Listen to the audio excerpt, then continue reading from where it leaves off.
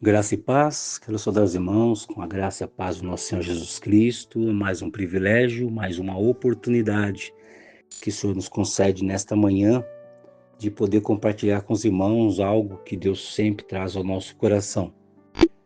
Hoje estou baseado no texto de Gênesis 3:15, que vai falar: E porei inimizade entre ti e a mulher, e entre tua semente e a tua semente, esta te ferirá a cabeça, e tu lhe ferirás o calcanhar. Aqui me parece que é um texto falando sobre conflito, desde lá de Gênesis, quando entrou o pecado no mundo, quando houve a desobediência. A partir dali, algumas sentenças foram colocadas na vida do homem, na vida da mulher, e até a nós hoje também existem os conflitos, existem algumas sentenças. E rapidamente queria falar sobre 3 conflitos que atingem as pessoas no mundo. Ora, todos nós sabemos o tipo de conflito que existe. Todo ser humano tem, ao longo da sua vida, com certeza convivido com alguns conflitos, os quais levam muitos a conviverem com angústia, muitos a conviverem com a dor, muitos a conviverem com sofrimento, diversos tipos de desespero que às vezes esses conflitos geram, e alguns até chegam a consciências, infelizmente, a consequências fatais. E é nesse ponto que quero refletir rapidamente, porque muitos que estão a ouvir essa mensagem, inclusive agora, pela manhã ou à noite, não importa, à tarde ou no outro dia, pode até estar de uma maneira sorridente, pode até estar se divertindo, parecendo que estão em perfeita harmonia interior. Mas, na verdade, estão buscando fuga para tais crises, para tais situações de conflito. O primeiro conflito gerado pela busca desenfreada da satisfação da vida, nós vemos lá em Eclesiastes 2, 10 e 11, né? Lá vai falar, diz que tudo o que se deseja pode ser ilusório e não ter valor. O homem vive seus dias em busca de algo. Isso é fato, não tem como a gente dizer que não, né? Mas ele às vezes nem leva em conta, né, o depois. Ele quer ver o agora, de imediato. Vamos fazer, tem que dar certo, vai dar certo. Não é feito um planejamento. Não se ora buscando uma direção, isso no caso do evangélico, né? Porque aquele que não tem nenhum compromisso com o Senhor, ele sai fazendo mesmo.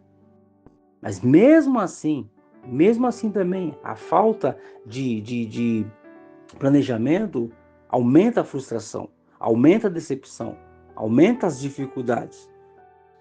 E o homem vive desenfreadamente nessa busca de algo que o leve a encontrar a verdadeira satisfação da vida. De tudo que ele experimenta, ele descobre o quê? A insatisfação. Temos aqui o texto de Salomão. Salomão experimentou a fama. Quer mais alguém que esse? Salomão experimentou riqueza. Em outras palavras, nos dias de hoje, grandes empreendimentos, prazeres, mas conclui-se o quê? Tudo era vaidade. Correr atrás do vento é a aflição do espírito. No fim, ele entendeu a realidade dos seus conflitos. E aí ele aconselha de que maneira? Tema a Deus e guarda os seus mandamentos, porque isto é o dever de todo homem. Mas primeiro ele precisou viver uma série de situações para chegar nessa conclusão. E hoje nós trazemos aqui algo para que você possa refletir. Será que eu me enquadro em alguma coisa nesse sentido? O homem rico da parábola, ele também ajuntou muitos bens na ânsia de achar a satisfação da vida. Ele esperava que aquilo pudesse lhe proporcionar um bem-estar. Creio ele que não só como ele, como nós também pensamos na nossa aposentadoria, nos finais dos nossos dias, né? Ele pensava como ele podia resolver os seus conflitos, passou os dias de vigor de sua vida, ajuntando bens na esperança de poder desfrutá-los na sua aposentadoria, ou quando daria descanso à sua alma. O seu tempo chegou ao fim, sem conseguir achar a verdadeira satisfação do viver. O conflito gerado pela falta de domínio de suas vontades. Muitas das vezes, Romanos 7, de 15 a 25, vai estar falando algo sobre isso, né? Muitas vezes o homem não compreende que o seu modo complicado de agir, muitas das vezes, sem direção, desenfreado, automaticamente está trazendo para si consequências. Costumo nas orientações, quando conversando com os meus filhos, eu sempre comento, falo, olha, pensem sempre da seguinte forma, tudo na vida tem consequência, tudo.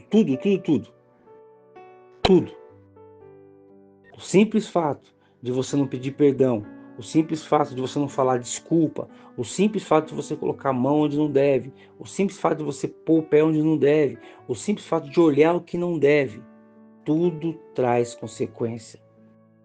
Se você fizer coisas ruins, certamente terá consequências.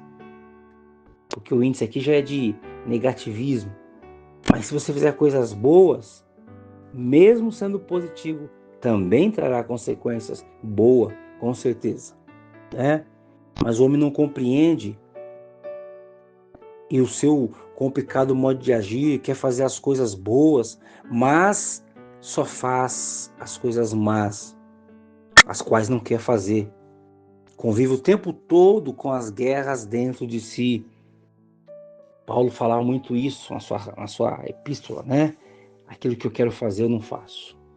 O bem que eu preciso fazer, esse eu não faço. E nós, por termos herdado da raça adâmica, essa tendência, essa queda ao pecado, para muita gente, leva isso como algo normal, faz parte da vida. Não deve ser assim. O drogado, o chefe de família alcoólatra, chega até o desespero. Mas a força do pecado é maior que a força da vontade do homem em deixar determinadas práticas. Jeremias vai falar sobre isso, 13, no versículo 23. Em agonia, procura desesperadamente ajuda para escapar de tão grande domínio e grita, miserável homem que sou, quem me livrará do corpo desta morte? Romanos 7, 24. Existe também, em último ponto aqui, o conflito existencial, Jó 6, de 7 a 11, vai falar sobre isso. Jó esteve assim por causa da situação desesperadora. Ele conheceu a vida boa, social, a vida familiar, saúde, mas sofreu uma tenebrosa e repentina mudança. E isso revela também a situação de muitos que não têm mais prazer em viver. Assim como Jó, muitos nesse estado veem qual a solução? A morte. A solução para tais problemas. E nesse caso, a morte ele seria um prêmio, seria algo que resolveria essa crise existencial. Não acreditam mais em nada na vida. O conflito nessa situação parece que continuar vivendo não tem mais sentido, não faz mais sentido. Então, para muita gente, esse conflito, essa situação, é a pergunta que se faz. Para que continuar vivendo então? Já que nada se consegue resolver. Nós tivemos oportunidade de ajudar pessoas o ano passado que passaram por as situações, pessoas próximas inclusive. Pessoas que realmente foi a mão de Deus que não permitiu que tal situação acontecesse. Mas chega aqui a conclusão que o grande problema dos homens está em os mesmos não saberem administrar os conflitos. Isso é uma falha, isso é uma verdade no nosso meio, porque eu também me envolvo com os meus conflitos, como cada um tem os seus conflitos. A ânsia de verem se desprendido das mesmas situações, buscam todo tipo de fuga. Dentre tais fuga está, infelizmente, a morte. E o meu desejo é que Deus possa fazer parte para que isso não ocorra. Deus não termina uma história de uma maneira trágica. Lembre-se disso. Deus não termina uma história de maneira trágica. Se você passa por conflitos nesse ponto, nessa magnitude, por favor, pare agora. Feche seus olhos. e converse com Deus. Ele tem a solução para os maiores e piores conflitos da vida humana. A solução não está na morte, mas naquele que venceu a morte. Jesus Cristo é a solução. Foi exatamente isso que o apóstolo Paulo, ao relatar os conflitos dessas suas vontades, quis dizer. Após o grito, após o desespero, após a procura de alguém que o pudesse ajudar. Graças a Deus por Jesus Cristo, nosso Senhor. Se confessar os seus pecados, Ele é fiel para perdoar. Se orar, se buscar a sua face, com toda certeza, Ele também vai endireitar aquilo que é necessário. Deus te abençoe e te proteja, faça resplandecer o rosto dele sobre ti e te dê a paz. E até uma próxima, Deus assim permitir.